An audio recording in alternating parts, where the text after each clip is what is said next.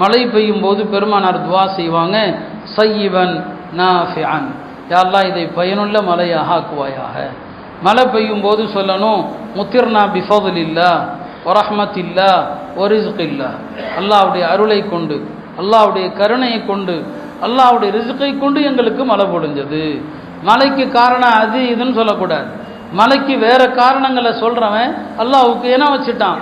அல்லாஹ்வுடைய அருளால் மழை பொழிந்தது, அல்லாஹ்வுடைய ரஹமத்தால் மழை பொழிந்தது, அல்லாஹ்வுடைய ரிஸ்கால் மழை பொழிந்தது. முத்திர்னா பிஃபதுலில்லாஹி வரஹ்மத்தில்லாஹி வரிஸ்கில்லான்னு சொல்லுவாங்க. மழை ரொம்ப ஆபத்தா போற மாதிரி இருக்குது, போதும் இதுக்கு மேல ரொம்ப ஆபத்தா போகுதா, அப்ப எதுக்கு தான் பெருமானார் சுன்னத்தில்லை கட்ட சொல்லி தரல? மழை ஆபத்தா போற மாதிரி இருந்தா துவா செய்யணும், அல்லாஹும்ம ஜஅல்ஹா சுக்யா ரஹ்மா, யா அல்லாஹ் இதை அருள் மலையாக ஆக்குவாயாக. லா சுக்யா அதாபின், தண்டனையின் மலையாக ஆக்கிவிடாதே.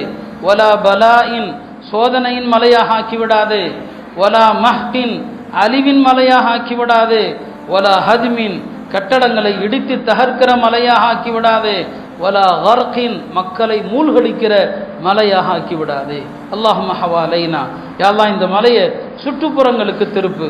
வலா அலைனா, எங்களுக்கு போதும். அல்லாஹும்ம அலா திராபி வல் ஆகாமி வ மனாபித்தி ஷஜரி வ புதூனில் அவுதியா, இந்த மலையை காடுகள், வனாந்தரங்கள், நீர்த்தேக்கங்கள் அந்த பகுதிக்கு யா அல்லாஹ் திருப்பி விடு. எவ்வளவு அழகான வழிமுறை! இதுதான் சொல்லுவாங்க, ஹைருல் ஹதி ஹதி முஹம்மதின் ஸல்லல்லாஹு அலைஹி வஸல்லம், வழிமுறைகளில் சிறந்தது பெருமானாருடைய வழிமுறை. ஒரு மலைக்கு எத்தனை வழிகாட்டுதல்! இவ்வளோ அழகான வழிகாட்டுதலை உலகத்தில் எந்த தலைவராவது சமூகத்துக்கு காட்டியிருப்பாரா? இதையெல்லாம் செய்வோம், மலை அதாபாக மாறாது இன்ஷா அல்லாஹ்.